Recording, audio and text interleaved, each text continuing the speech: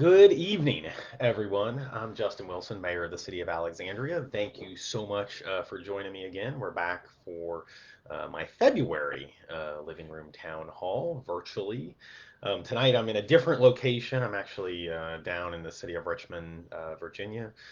Today was the Virginia Municipal League annual lobby day, which is the day when most of local government officials from all around the Commonwealth, we all come down to Richmond to lobby our General Assembly members on important issues facing the city. And so I'm down here for the night, and we had a good day, a good productive day with lots of meetings of our General Assembly members talking about some of the very important issues that are facing our community. And but we still wanted to do this forum and have an opportunity for folks to weigh in. So, as always, if you have questions, please post them in the Facebook chat, and I'll try to get to every question that's submitted by the end of the session. I have a couple of questions that were submitted in advance. I'll definitely take care of those as well. So let me begin where I always do. Obviously, if you have any illness, believe that you might have COVID or anything else, please make sure you stay home, you wear a mask. If you're out, you distance, and you get tested if you can.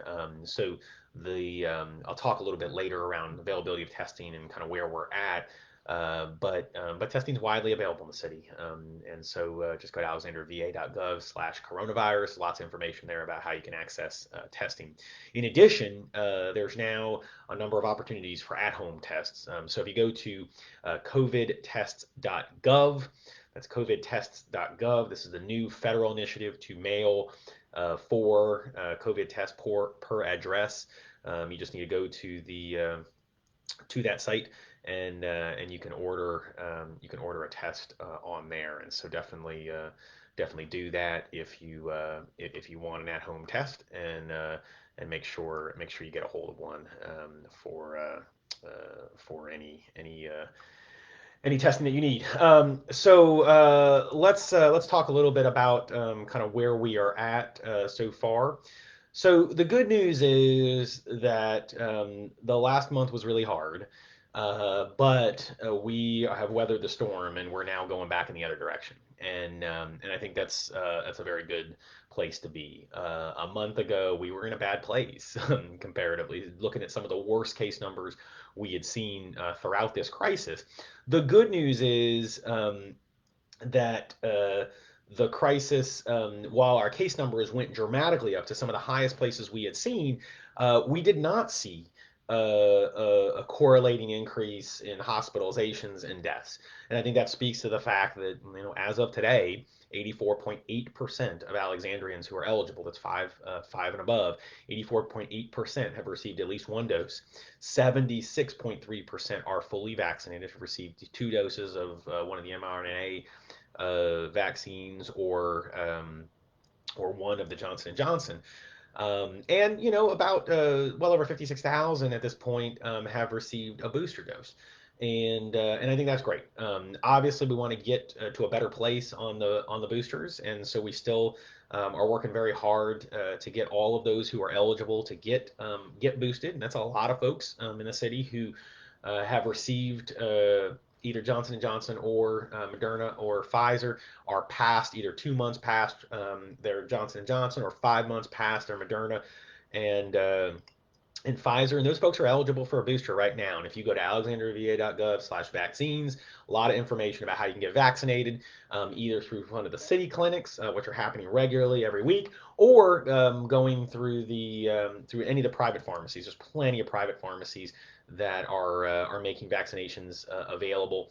And so please, if you haven't been boosted, get that done. I can speak from experience, having been boosted and had a breakthrough case, that exceedingly minor situation with very, very light symptoms, and I think that was the case because I was vaccinated and boosted. So by all means, make sure you get that done, and we're trying to make it as easy as we possibly can. So in that uptick, when we had that uptick for the last month, where our case numbers went through the roof, our positivity numbers went to the highest place we had seen, Our hospitalizations didn't go up as much. Our deaths did not go up as much. While they both went up, they didn't go up anywhere near the rate of case growth. We did see a complete depletion of our testing capacity. And I think that was certainly a frustration for a lot of residents where our curative pop-up testing and then the private physicians and clinics and pharmacies who were all doing testing, they just could not meet that demand. We saw a 10 to 15 fold increase in testing, particularly just before the holidays. A combination of the new variant kind of wreaking its havoc throughout our community, a lot of people wanting to get tested, a lot of people exposed, a lot of people actually having symptoms, but then also a lot of travel related testing, and all that came together, and it just we could not meet the demand. And I think quite honestly, we're never going to get to a place where we can have that kind of burst capacity, if you will, to be able to do that kind of demand all at once. The good news is that is past us. I can speak from experience talking to family members who were able to just walk up just today and get testing without a problem. You can go to curative.com and book an appointment at any of our testing centers right now. They're widely available. That's PCR testing, widely available. And then obviously, if you can access home tests, those the supply has increased on those.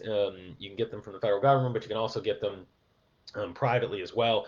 And so while we had a real crunch there for a month, that has really eased now, and testing is widely available. And you're encouraged to uh, to get testing. And if you are certainly if you're symptomatic or if you're exposed and you just want to set your mind at ease, and we're making that available. The city is making sure that is available in the community to ensure that is the case, that folks have access to it, can determine what their status is, and prevent spreading it further. We have very much followed the curve that I think you saw in South Africa, you saw in Europe, where a very very steep increase, and then obviously a really really steep decrease, and that's a good place to be. And hopefully we're at the beginning of the end here for all of this. And so that's obviously what we're hoping, and we'll continue working to make sure that we do everything we can.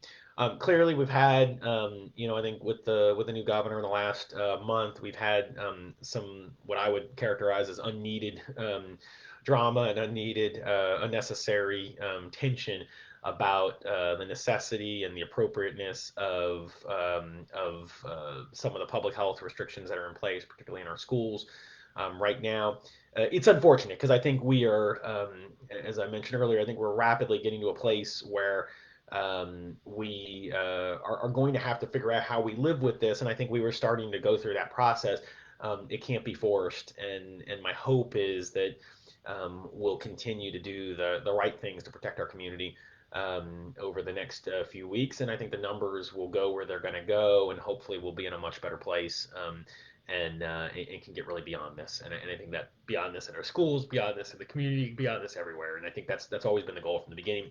The good news is, we're looking at one of the highest vaccination rates around, and I think that is going to continue to keep this community safe, even when cases pick up, to make sure folks don't end up in the hospital, or worse, don't end up losing their life, or anything like that. So there is a lot of information now that you've probably seen in the press around the availability of vaccines soon for those who are under 5. Obviously, we want nothing more than to make sure that the youngest folks, who I think rightfully heard a lot of concern from parents throughout this crisis about when those folks would become eligible and how do we make sure those folks are protected.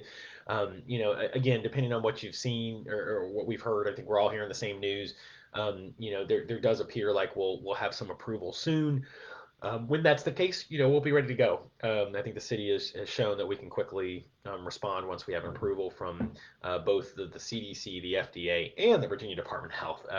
So as those of you who've been through these releases before know that there's a tiering there. We need to get approval from everyone before we can go out and administer the vaccines. But we're going to do everything we can to make sure we get that done as quickly as possible when we are allowed to do so. Um, So that's kind of where we're at on COVID.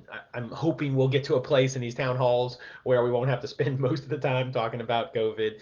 I think we are getting there, and I think it's been due to the fact that the members of our community have stepped up and done the right thing and tried to do everything they can to keep themselves and keep our community safe and understand that we're all in this together, and that's a good thing, and we'll keep on doing that.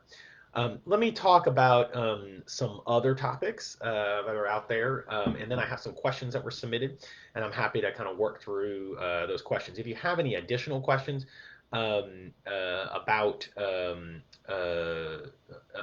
what's going on, please just put them in the comments, and I'm happy to get through any questions about anything, COVID or anything else that you want to talk about, and I'll definitely get through them before the end of the town hall. We are starting this month our budget process. Is our annual budget process, and really the opportunity for the city to work to allocate scarce resources and try to allocate them in a way that's in alignment with the values of our community. We received really the first fact that's going to go into that budget process. We'll have the budget presented on February 15th, but on Tuesday we're going to be receiving the assessment report. So about 2/3 of our revenues come from real estate tax assessments, real estate tax revenue.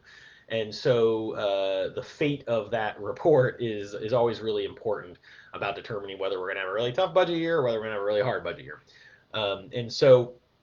That assessment report showed that our overall tax base grew at a rate of about 6.24%.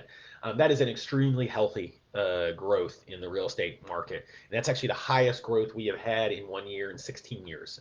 So the highest growth in 16 years, which about 1/3 of that has come from new development. That's the value of new development that's hitting our books.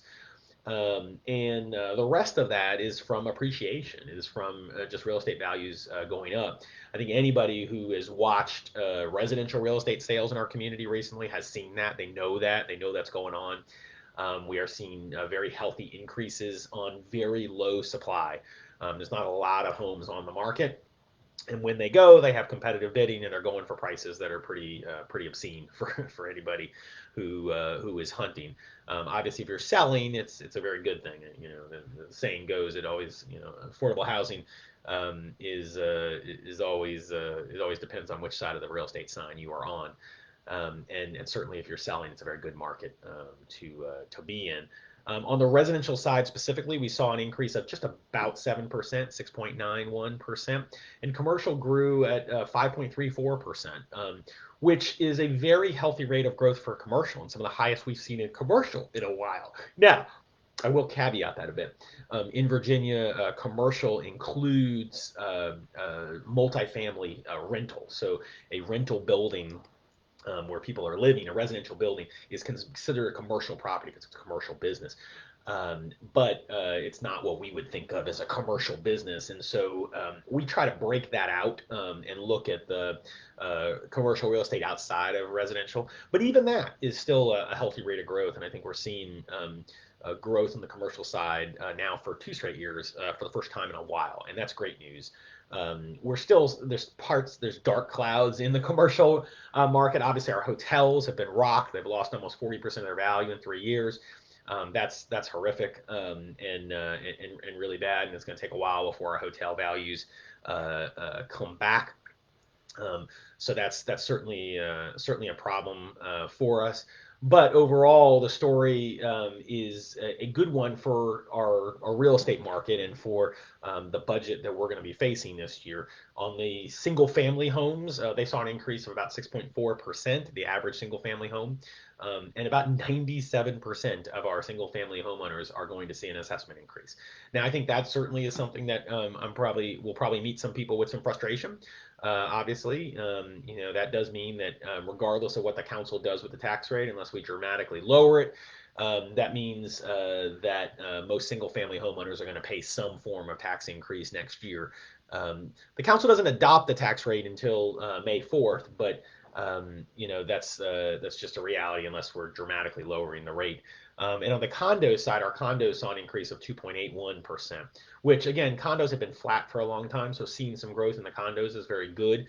About 65% of condos saw an increase. So about 2/3 of our condo owners are going to see an assessment increase this year. So the manager is going to propose his budget, as I said, on February 15th. Included in that is going to be the allocation for the second tranche of our rescue plan dollars. So as those of you recall, we received about $60 million of a rescue plan money from the federal government, and we allocated the first half of that money back in July, and the second half of that money comes in May. And the manager in his proposed budget will propose an allocation for that money, and then we will adopt that in our proposed budget. How we spend that is something that he will propose, and ultimately council is going to have a lot of input in as we work to try to allocate those resources. Those resources are one-time money, and so I think we have to be cognizant that you don't want to spend one-time money on ongoing obligations. So you don't spend it on new staff, you don't spend it on salary increases or benefit increases that are going to be ongoing expenses, because these monies are one time. So unless you have identified resources in the future, you want to be careful about how you spend those. But it does give us an opportunity to make some significant one-time investments for our community, and we'll be talking about that when the budget comes forward. So stay tuned for more on that. As I said, it comes out on February 15th, and then we start a multi-week process where we're going to be going through every part of the budget to figure out what ultimately ends up in and out in the budget. So I did have one other update I want to provide, and then I'll get to the questions. I get a lot of questions, and we're actually making some significant progress around our effort to bring broadband competition to the city of Alexandria. It's something we've been working on for quite a while, something I hear about a great deal. So the city has done kind of two big things of late. One, we are building out a municipal fiber network to serve the city needs, and we are sufficiently overbuilding that capacity to allow infrastructure that the private sector can then lease capacity on to provide services to residents and businesses. In order to, that work is now underway. We chose a contractor to do that build effort last year, and that work is underway all across our community right now. And so there is build activity associated with that work occurring in a lot of neighborhoods on our city. Some of it's a little disruptive, and I understand that, but it's an important investment in the future of our city's infrastructure. Separate from that, we actually put out a solicitation to bring in a franchise to provide competitive broadband services. And we actually last month revealed the four bidders who have bid on that franchise, and we'll be working to bring those franchise agreements hopefully in the next month. And so we're working on that right now. But a very exciting opportunity for the city to finally bring some real competition to broadband in our community. So very excited about that. All right, I had a couple questions that were submitted in advance. I will try to take those, and then again, if you have any questions about anything else, please submit them in the chat, and I will handle them before we're done. So someone asked, Maureen actually asked, will Alexandria be participating in the Virginia COVID wastewater monitoring program? So we've actually been a part of this program for a while. Alexandria Renew Enterprises, which is our sewage processing, the old Alexandria Sanitation Authority. This is the agency that handles all of our sanitary sewer outflow. This is things that come from your toilet, come from your sink, and come from your bathtub. Kitchen sink, etc. They have been part of that program for a while and actually been contributing to some aggregated data around how COVID is progressing in our community. Those of you may know that a lot of communities around the country and around the world have used analysis of sewage as a way to, it's a little creepy, but as a way to figure out when COVID is going to spike or subside or whatever. As kind of a preview, because they can collect information from sewage to be able to get an indication of that. And so we have been a part of that program for a while, and it's provided some really fascinating data that's helped kind of predict the ebbs and flows of COVID as we've gone. So more to come there, but it's definitely something we have been a part of for a while. So the other question I received was from Stephanie, who's asked, are immunocompromised people aged 18 to 64 eligible to receive a fourth dose, an additional booster in Alexandria. For those who are immunocompromised, who are 5 months from their booster, that would be their third shot. If they were Moderna or Pfizer, if they are 5 months out from a booster, then they are eligible for a fourth dose. If they are not 5 months out, then they are not. And same thing with Johnson & Johnson. So I think that's the test. So there should be very few people that would meet that criteria right now. Unless you were vaccinated right at the beginning in some of the earliest groups. But beyond that, there wouldn't be a lot of people who would meet that criteria. But obviously more that will come in the ensuing time. But if you are in that criteria, then sure, you can get a fourth dose and you can get it through our clinics. All right, we will try to take some other questions. Paul said Governor Youngkin was in Alexander. Perfect timing on the Richmond trip. Yeah, I believe I probably passed the governor on the way down today. He was in Alexander to speak, I guess, about a couple of things. I haven't gotten a full report, but I understand he's talking about the grocery tax cut that he's proposed. And talking about the importance of that. I know he was at Safeway in Alexandria. Obviously, great to have the governor in Alexandria. Always great to host a governor. And the policy he's pushing, which is a grocery tax reduction, is actually something that the city of Alexandria has pushed for probably the better part of 2 decades in our legislative package. It's been something we have proposed for a long time. We've always felt that the grocery tax was a regressive tax and one that needed to get rid of. I think the important thing to note is that the grocery tax is both a state revenue and a local revenue.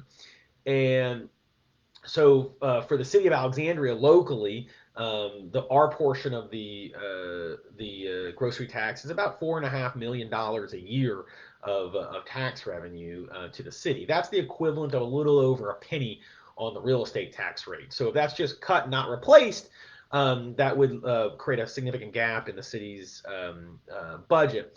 Second to that, the state portion is used to fund education and transportation and some state priorities, money that comes back to local government. So I think our message and the message we delivered to legislators, I personally delivered to legislators today, is we're all for the grocery tax cut. What I think we want to make sure is that it's replaced with state revenue, sustainable state revenue, that ultimately will keep local governments harmless. Because if the state is going to cut a local and state tax, but then force us to raise taxes somewhere else to make up the hole, then that's not a win for anybody. So the model I think we would all look to. Can't believe I'm saying this, but 25 years ago, when the car tax was partially reduced at the state level, that was actually a local tax revenue that the state decided to get rid of or reduce. And the way they did it was providing us with state revenue to replace it. And they did that, and they continue to do that to this day, providing us an allocation of money that is intended to replace the personal property tax revenue, because we dramatically reduced that personal property tax as a result. And I think that's the model we would look for out of Richmond if they decide to do this cut. And I think that's the message we conveyed to the General Assembly today. Robbie asked about how he could do some business in the city, and obviously drop me an email, justin.wilson@alexandriava.gov. I'm happy to have our Small Business Development Center see if they can help you and what licenses you might need. We can work with a number of departments. Just drop me an email, justin.wilson@alexandriava.gov. Fred said he's in the MRC, the Medical Reserve Corps. Want to know that our interactions with citizens are so positive, and we hear all the time the expression of gratitude in our Department of Health efforts, organization, competency. Big shout out to the Alexandria Health Department staff. So first of all, let me thank you for being a Medical Reserve Corps volunteer. We have been so lucky to have so many great Medical Reserve Corps volunteers throughout this crisis. We have leaned on you guys throughout. and we really appreciate the work that you have done. And if you're out there, anyone, and you either have medical training or do not have medical training, and you want to be a member of our Medical Reserve Corps, even now we need volunteers. So please go to alexandriava.gov/medical reserve, and you can sign up. Again, medical training, obviously, definitely want you, nurses, doctors, nurse practitioners, techs, whatever, any kind of medical training, we definitely want you. But even if you do not have medical training, we have definitely roles in the Medical Reserve Corps for folks that have no medical training. So please sign up. And then I appreciate your compliments of our health department. They've done a great job throughout this crisis. It's been the toughest time in any of their careers, and they've really done a great job. And you are absolutely right that our community is incredibly grateful for their hard work and all the work that they have done, and what all of you guys have done, our Medical Reserve Corps. So thank you very much. Alex asked, what would the city do should COVID become an endemic? Um, Not that that's happened yet. So I think we are getting to that place where I think we're going to have to live with COVID. We're going to have to get used to how this is going to ebb and flow probably over time with new variants and whatever. And I think we have to figure out how we adjust. I think we're doing everything we can to make sure folks have the healthcare data, information, precautions, understand how to live with this, and making sure our businesses can adapt and continue to thrive even in this new world. But I think we have to acknowledge this is probably a reality we are going to be dealing with for a while. So I think that's an important place to be. Keith said early indications are the school system's budget will increase dramatically. This, as well as the police and fire labor requests, look to increase our taxes by a significant amount. This is a trend that the city has maintained for a decade. Tax increases have outstripped inflation by a lot. You like to spend, but apparently the council doesn't insist on any efficiencies. At least I don't know of any. You can't spend increases in assessment values. You have encouraged all this increase in growth, but has only resulted in higher taxes. It seems us retirees from private companies are getting killed. All right, a lot to go through there. I'll try to get through it all. So first of all, I think our city spending growth has been among the most moderate in the region throughout the last decade and a half. I do not believe there's a jurisdiction that has been more restrained in annual budget growth than the city of Alexandria has, and I think that's part of the reason why you have some of the angst that you spoke to around underinvestment in salaries in some of our employees, and why we have grown uncompetitive or non-competitive in some of those areas. And I think those are bills that are going to have to be addressed to make sure that we can continue to attract and retain, particularly on the public safety side, critical public safety employees. I don't think it's accurate to say that our budget has grown outstripping inflation. That's just not accurate. The basket of goods that local government buys is not the standard basket of goods that Joe and Jane, a consumer, buy. And so when you look at kind of core inflation, that's not the appropriate metric to measure how local government grows. We are primarily buying labor, particularly on the school side. Almost all of the school budget is labor, and an amazing chunk of the city budget is labor and the cost of labor. And obviously, labor has grown at a rate much higher than core inflation. We buy a lot of raw materials. We buy asphalt. We buy steel for our capital budgets and buildings and things like that. And that stuff has grown at a rate far exceeding core inflation. So I think the basket of goods that local governments buy is very different than what you would see for what a consumer buys when they go to the grocery store and things like that. And so I would argue that we have identified quite a few efficiencies. Every year we're identifying millions of dollars of efficiencies, cuts to services, reductions, trimming the budget in multiple ways to make sure that we ease that impact. Last year, we approved a rate decrease for the first time in a long, long time, over a decade. And I think that was an effort to try to provide an an ease of impact on our taxpayers.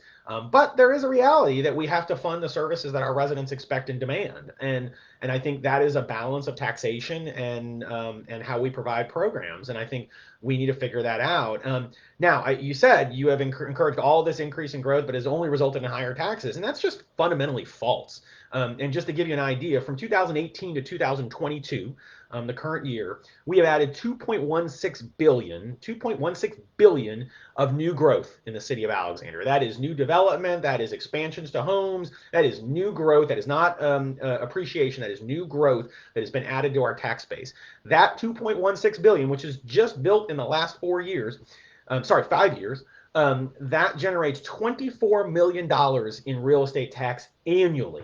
$24 million in real estate tax annually, which means your current real estate tax rate is 6 cents lower as a result of that growth in the last 5 years. 6 cents, which is an enormous amount of our current real estate tax. And that's just 5 years. That does not count growth and development and economic growth that has occurred prior to that. So I think, the hardest thing in politics to argue is that it would have been so much worse if not for. It's a hard argument to make. But I think when you look at the context, you look at around the region, you look at our taxation compared to other localities, you look at our overall tax burden, and you look at what we have spent during that period of time and what we have spent it on, enormous investments in infrastructure, building 5 new schools over the next decade, paving more lane miles of roads than we have ever in our history, significant investments in sewers, sanitary, combined sewer, and stormwater sewer infrastructure. And a lot of investments in public safety and other services serving our community. I think that has happened because of the revenue we've raised from the taxpayers of our city. And so, I just kind of quibble with the way you phrased the question. All right. Courtney asked, is the King Street Trolley going to be reinstated? The King Street Trolley's been back for a long time. So the King Street Trolley's running. It was restored quite a while ago. So it is running. And if you go to dashbus.com, you get the schedule, the information about what's going on. Let's see here. Mark said, for those in Northridge, Delray, Arlandria, the Potomac Yard Metro Station may immediately become the most convenient. Is it too early to begin talking about new dash routes? No, it is not too early. In fact, when we did our transit vision study where we looked at the overall dash route system and determined how we're going to configure routes in the future. And one of the components of that was obviously looking at the impact of the new metro station and how we will rejigger routes when that station opens. And we are absolutely going to serve that station, and a number of routes will be redirected into that station when it opens. And so look out for announcements. Our current projected opening date now is September for when the station will open, and we're certainly very excited about that. Obviously, it's a little overdue, but hopefully coming very soon. And we will make sure that we serve that station, and I'm looking forward to that as well as someone who lives not far from there. So, all right. Muhammad asked, does Alexandria have any programs for first-time home buyers? We do. So if you go to alexandriava.gov/housing, alexandriava.gov/housing, there's a lot of information on there about different programs that we have. Check it out. Let me know if you have any questions. Happy to assist. My email is justin.wilson@alexandriava.gov. And so if you have any questions about specific programs, I'm happy to help out with that. So Terry said, there seems to be an increase in violent crime in the West End. It's not a crime wave by any means, but unusual in my 20 years living here. With that said, are there strategies in the works to increase police presence? I rarely see police cars around Edsel and Van Dorn. So it's not just a West End situation. It's also not just an Alexandria situation. Unfortunately, we've seen an increase in violent crime all around our country, all around this region. Certainly, all the jurisdictions in Northern Virginia have seen an increase in violent crime. And in DC and Maryland over the last several months. Certainly, as the pandemic took its toll, that correlated with a pretty significant increase in violent crime.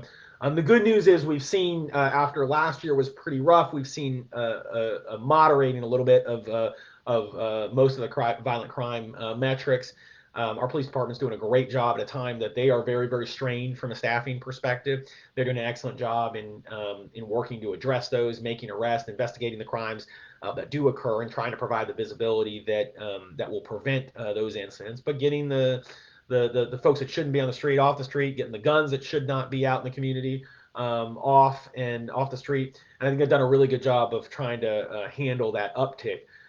We are still obviously at multi-decade lows for some of these violent crime rates, but we've seen an uptick over the last couple of years all across the region and certainly in the city, and it's frustrating. It's something that I think we never want to see. Any crime is too much, and so we'll continue to work very close with the police department as well as with a lot of the non-police efforts we have to prevent crime, gang prevention efforts, other mental health services, things like that, things that can help provide people services that prevent some of that criminal activity.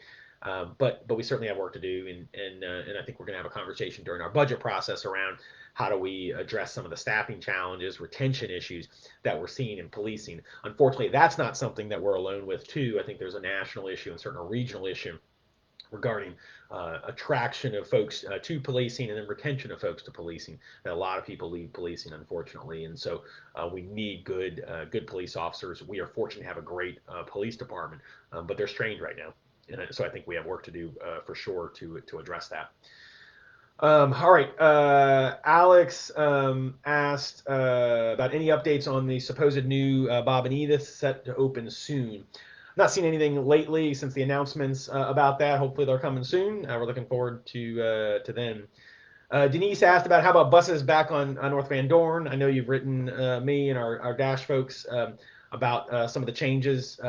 Obviously, a big part of our changes was to increase the capacity on the West End, and we have dramatically increased the amount of bus capacity, both routes and frequency of routes on the West End. There are certainly some areas that we move things, to other streets and things like that to serve more people. The goal was to provide as much bus capacity to where people live and where people are trying to go. And we also did these changes in coordination with our friends from Metro, and so Metro also made changes at the same time that were designed again to coordinate with those changes. And so overall, it's been a significant increase of the West End. That doesn't mean every area of the West End saw an increase, and there are certainly areas that saw changes that were negative.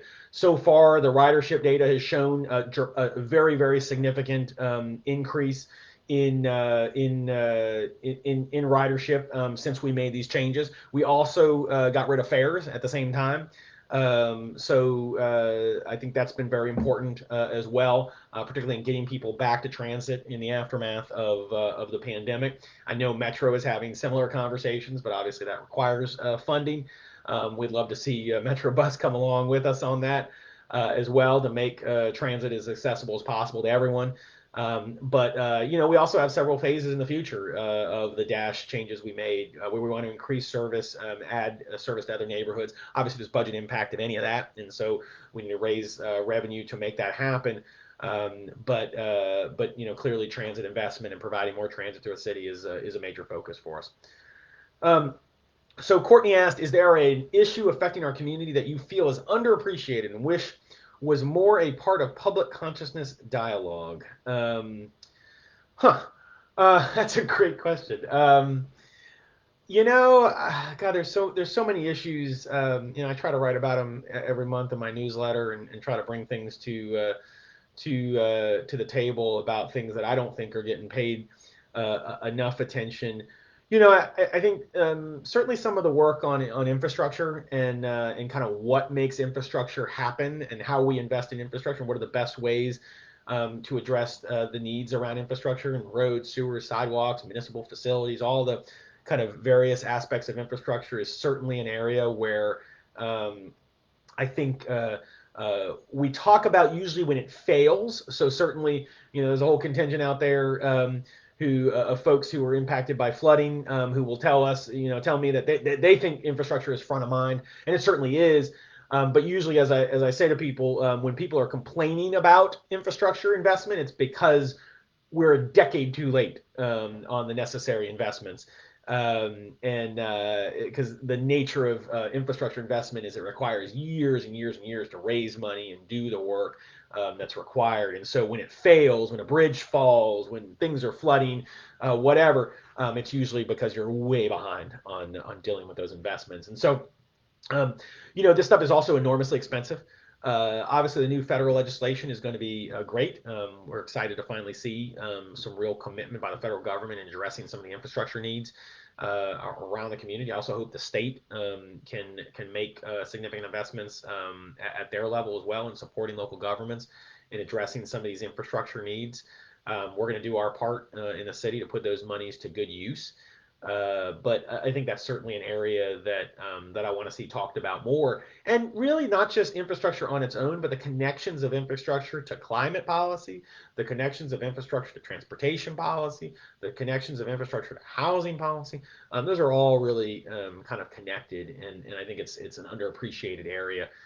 The other issue I would throw out there is something that I don't think gets enough dialogue, except kind of in reflexive opposition, is around housing and housing affordability and how we ensure that we have the housing supply that our community is going to require for the jobs that are going to continue to come to this region for generations to come. And and I think that's an important area of investment for our community because the economic growth can't happen if you don't have places for people to live, and it's certainly an inhibitor to growth and a challenge for us from the affordability perspective. Let's see here. Neil said, "What's the latest on flood mitigation in Delray and other neighborhoods?" So we're on our way. The city had approved last year a 10-year plan for addressing some of the highest profile flood mitigation projects. It was 11 major infrastructure projects and a whole bunch of what we call spot improvements. Those projects are underway. There's a lot of them that are happening, a lot of the spot improvements that are happening right now. There are a lot of the larger infrastructure projects, the first couple that are in design build right now. And so we have contractors working to design the work and plan it out. And those projects will be moving dirt over the next couple of years, which is great. It's a big problem. It's a problem that you don't solve immediately. It's going to require a lot of infrastructure work, and we're going to continue to move those projects forward. I think we'll have a conversation during the budget, not just this year, but multiple years, about whether we can further accelerate those projects. Clearly, that involves more money. So I think we'll need to have a conversation with the community around how much they're willing to fund those and how quickly they want to fund those. But we'll also use all the federal money that we can to put in play as that becomes available. So we've allocated portions of the rescue plan money to addressing those projects, and then once the bipartisan infrastructure bill money becomes available, we'll certainly figure out how we use those as well. Let's see. Alex said there have been times where I had to walk on the road in Eisenhower, where on the way to AMC or Dunkin' Donuts or Huntington. Yeah, so that shouldn't be the case. If they're doing construction, they should have sidewalk alternatives available. Let us know if you see those sidewalks closed off and they're not making alternatives available. They should always have an alternative available for pedestrians. You never should be in the road unless they're doing something wrong. So just let me know when that happens. Keith asked, why don't we have charter schools? Would you be against charter schools? We don't have charter schools because nobody's proposed to set one up, and nobody has funded them, and the school board hasn't advanced that as a concept that is particularly helpful. I'm not opposed to public charter schools as a concept. I do think in Virginia they're more a solution in search of a problem. We have one of the best public school systems in the country, and that's repeatedly kind of affirmed. Charter schools are designed usually as a way to break out of kind of the construct of rules that a kind of rigid bureaucracy in a school system have to live by. we don't particularly have that problem. If you look at how charter schools tend to operate, they come in, they usually replace the staff, they bring in a private partner to run the school, they change the school day length and model and school calendar and things like that. And those are all things we have done in Alexandria. We have brought in private partners for schools that were failing. We have fired staff and started over again. We have changed models, gone to STEM focused, gone to arts focused, gone to um, various other traditional academy, different focuses that are very charter like, if you will, schools, and we've had some success with those changes. So I think if we are in a place where we cannot make the kind of change that a charter school concept would do, then something else is wrong. Then that's a conversation we need to have with our school board and our school leadership, because those kind of changes and concepts are not something that we should ever be opposed to if we need to make that kind of change in our schools. And I don't think we have had a problem with that in the past. I've seen several of our school buildings make dramatic change, resetting the entire staff, et cetera, when necessary, when they struggle as a particular school for various reasons. So yeah, so I'm not opposed to charters, and if it became a concept that made sense for us, I would. And again, that's a more decision for the school board than it is for the city council.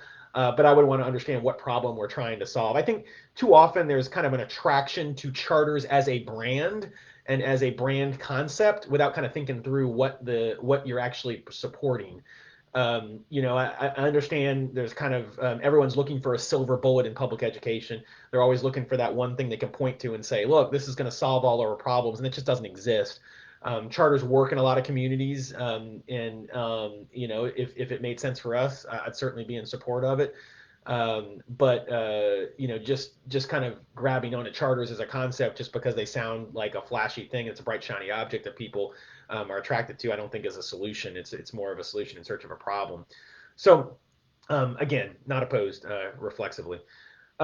Keith asked, how do we get SOL results from ACPS? They're posted on the ACPS website every year. They're posted on the Virginia Department of Education website. You can view them at any time. They're all up there. Just go to VDOE's website. They got a whole great system about looking at SOL data per school, broken out by subgroups, et cetera. You can see, how poor kids did, how white kids did, how African American kids did. You can break it all out. You can look at English tests in different grades and everything. And so, yeah, lots and lots of data around SOLs. There were some changes to SOLs and reductions in SOL volume as a result of COVID, and certainly COVID is kind of a blip on SOLs and how they measured them.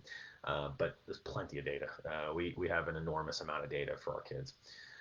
Okay, that was the last question that I had submitted. And so if anyone else has another question, you got to get it in under the wire. I want to thank everyone for the questions and the great engagement.